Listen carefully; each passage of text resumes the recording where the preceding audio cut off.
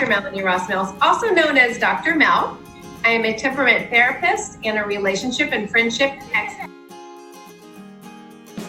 Meredith Verdone, Bank of America CMO, and Dr. Melanie Ross Mills, relationship expert. So if we can just make a conscious effort to let go of comparing right now, this is our new adjustment. I don't want to say new normal. This is our new adjustment period. So what are we going to do with that? Because we are having to wear face masks. So we are having to social distance. It is totally different than it was 6 months ago. So let go of the comparing, the wishing, and let's adjust now so that we can move forward with where we are, wearing our masks, looking at how beautiful people's eyes are.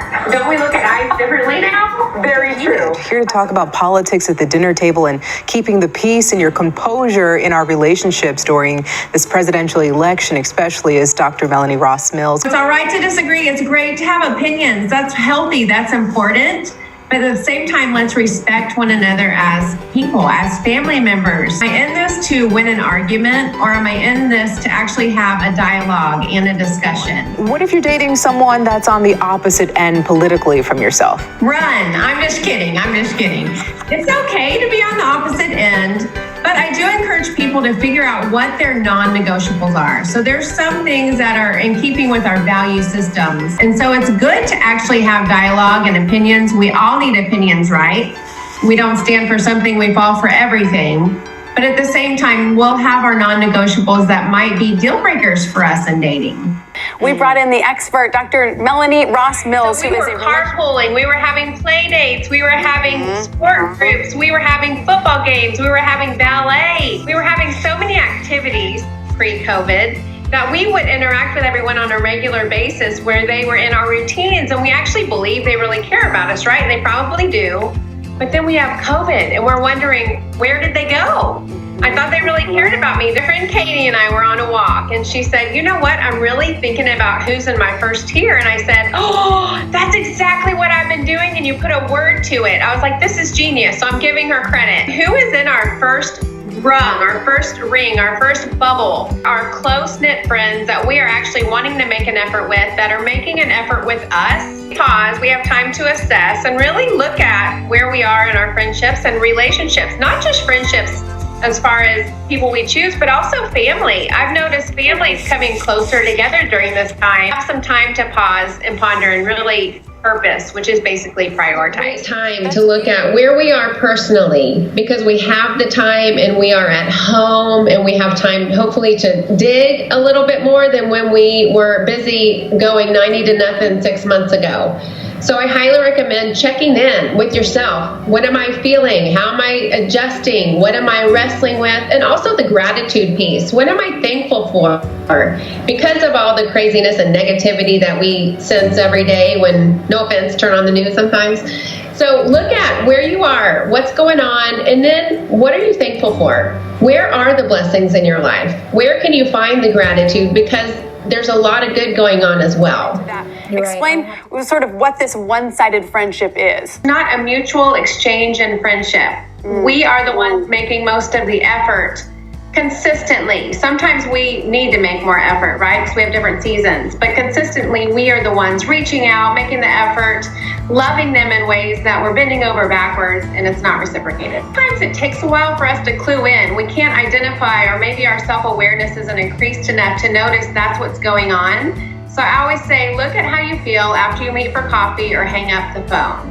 Are you energized? Are you encouraged? Are you inspired? Or are you feeling a little less than? Are you feeling anxious? Are you feeling paranoid? Are you second guessing? I think it's a really cool opportunity, especially for teens, because they are so busy and things can get so ramped up.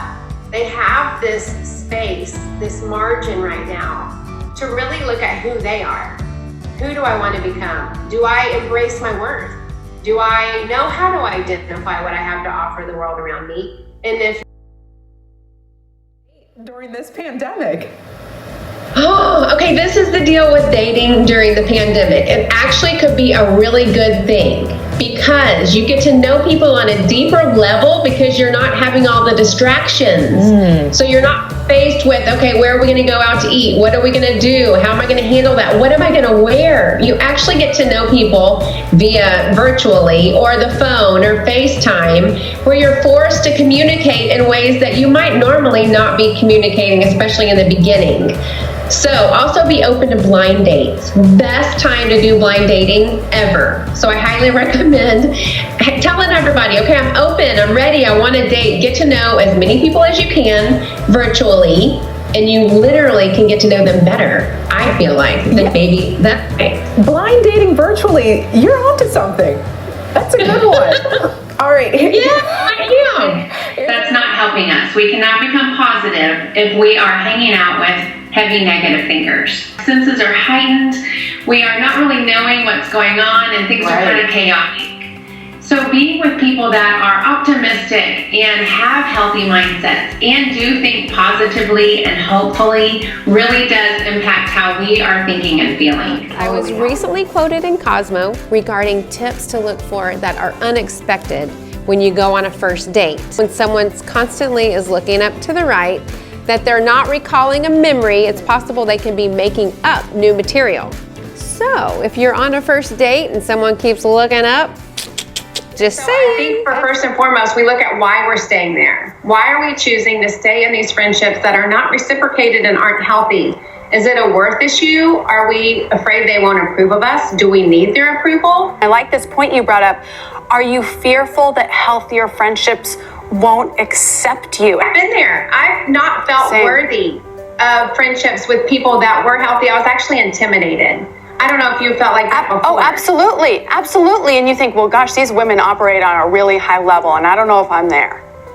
Yes, so I'm not good enough. I'm not going to measure up, and then what happens if I disappoint them? Because none of us are perfect. The other question that you say we should think about is, do you have wounds that need to be addressed? I'm a reformed codependent. I still have to be aware of me operating from that codependency and that need to be needed. We're not getting healthy ourselves, so we're not going to draw those healthy people to us. It just doesn't happen that way. Looking at where we are we embracing our worth? Are we operating in these old mindsets? For me, it was codependence and the need to be needed, that need for approval, that fear of rejection. And if it is, then we shouldn't be surprised that some of our friendships aren't healthy. Dr. Melanie, you have something called the top 5 and how we identify our top 5. What is that? I love the top 5. So you know the saying that we become like those we hang out with? Yeah. It is birds of a feather flock together. It's so true, isn't it? So you might have noticed sometimes you're hanging out with people that might be paranoid or critical, and then you start taking on those thought processes. And so looking at our top 5, literally naming our top 5. If we look at our top 5 and they're not actually being healthy for us right now, we're not letting go, we're not, cutting them out of our lives, but right now, because we're so sensitive, we really do need to make an effort to be surrounded by the people that are good for us, good for our souls, good for our spirits, that encourage us, that have our best interests in mind. And so one thing that I do is I encourage people to say, would I recommend this friend for my daughter or my son or my mother or my dad or my family? It's a great way to look at our top 5. Yes. Absolutely. We are all feeling quarantine fatigued, and we've got to make an effort, especially if we're naturally introverted, where we're used to our friends, the extroverts, making our fun plans. If we are not making an effort, you guys, we are not actually fulfilling innate needs that we have to connect and bond. So I highly recommend making an effort, even if you don't feel like it, because you need it, your body needs it, your mind needs it, your heart needs it.